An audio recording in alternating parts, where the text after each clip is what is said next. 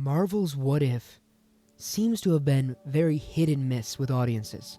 It doesn't seem like it's very connected with a lot of the people who've watched it. Some, in my opinion, have been excellent. For instance, the Doctor Strange episode, which I believe was episode 4, was one of the best episodes of television I've ever watched. But then again, the zombie episode was not a highlight, in my opinion, at all. So the ups and downs of What If have been astounding. However, this most recent episode, What If Ultron Had Won, was one of the most promising yet. However, I don't feel it connected well, and that's because at almost every turn of the episode, it was riddled with so many plot holes. So let's look into it.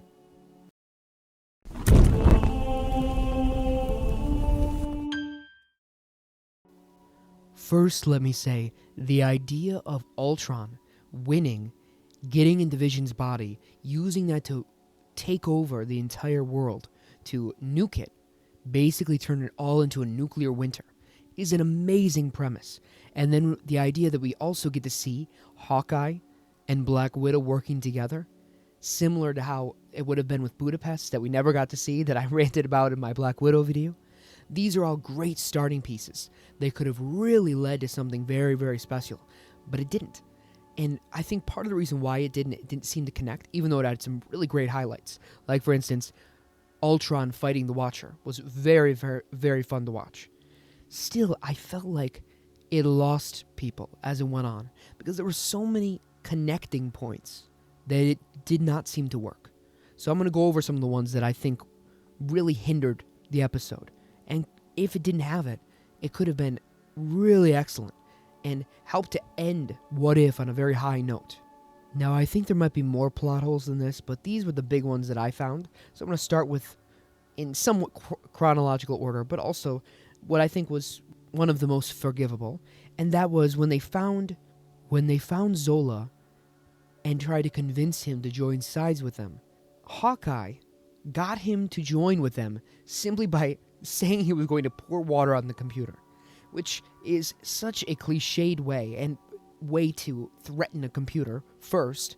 Second, the idea that this computer is so powerful it's going to take down or be the end of Ultron, but he can't survive water, is a really big problem to begin with.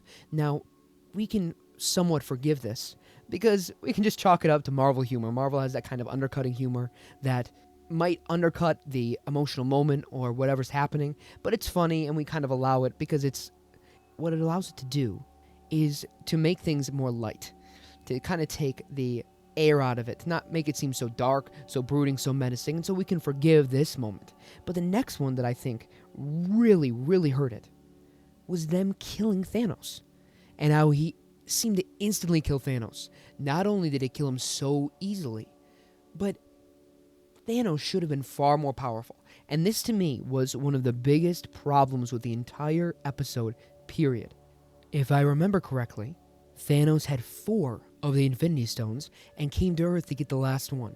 So do you mean to tell me that Ultron simply having vibranium and 1 Infinity Stone, that being the Mind Gem, that was enough? That was enough to slice Thanos in half? And then he peeled off in this almost comedic fashion. Again, it's fine to have bits of Marvel humor in it. That's not a problem. Like I said, we can ignore the first plot hole that I spoke of. But this one, he is the biggest, baddest villain that Marvel has had. He's the Darth Vader of Marvel. And that they would undercut him so much. And then, like I said, to me, it seemed like they were making a joke out of it by having his body peel apart the way that it did. But even if I'm wrong and it wasn't really a joke, the idea that it was so easy to defeat the biggest villain of the Marvel universe, not only does it undercut Marvel and the stories that it's told, and disrespect a character that has been built up over the course of, decades? I mean, is it 20 years? Something like that. It's close. You disrespect the character, but on top of that, it goes against the rules of the universe that we know. Because we know that the universe that these Infinity Stones in this universe are incredibly powerful. Very, very powerful. So the idea that he has 4 of them, and 1 is able to stop him, even with vibranium, it doesn't make any sense. So it doesn't make sense, and it undercuts the most important villain that the MCU has had. The next one is arguably worse, And if it isn't worse, it's close, because it is the same idea of these things, these subjects, objects, these things that we've built up throughout the Marvel canon that are just totally messed up, totally altered in this episode, and that is the Infinity Stones. So the Infinity Stones and the Infinity Gauntlet, Vision, or I should say Ultron, takes them all into himself, and he's then able to battle the Watcher. Now, at first glance, this makes perfect sense. Why wouldn't he be able to do that? The problem, however, that we've seen in the Loki series, for instance, and even in Marvel Comics, is that the Infinity Gauntlet and the Infinity Stones have no power outside of their universe. So if they go into another multiverse, into a splinter reality, as it were, they shouldn't have any more power.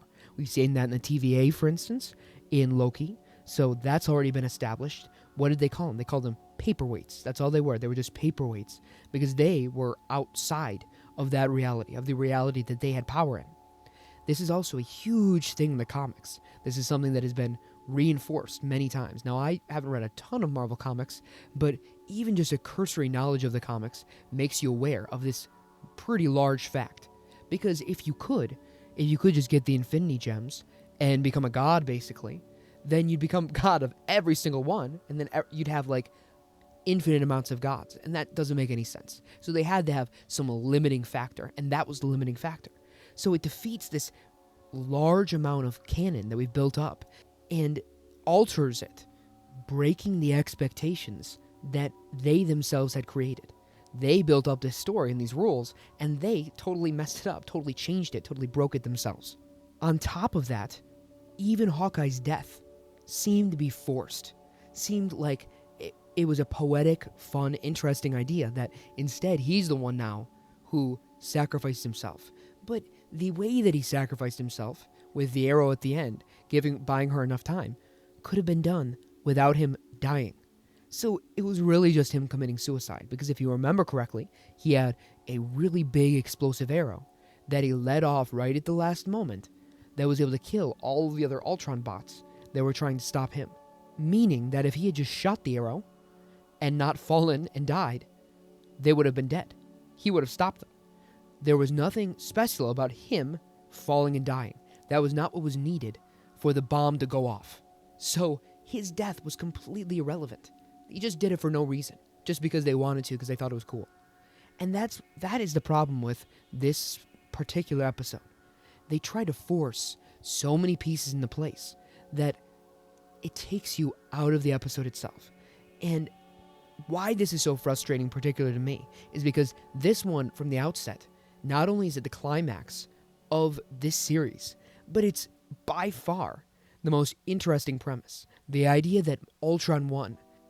Frankly, watching Ultron, you feel like he should win, because he is so much more powerful than the Avengers. It seems kind of odd when he doesn't win. So seeing him actually come through with that is a really, really cool idea. And there could have been a lot of ways that they had done that. Imagine if he, for instance, fought Thanos, and it was a long, drawn-out battle, instead of fighting the Watcher. They could have done that the next episode, or something like that. Either way, this episode ended up being its own worst enemy by putting so many holes in it that it detracts from and ends up crumbling its own structure as a plot. And the episode really only left me thinking, what if it didn't have plot holes?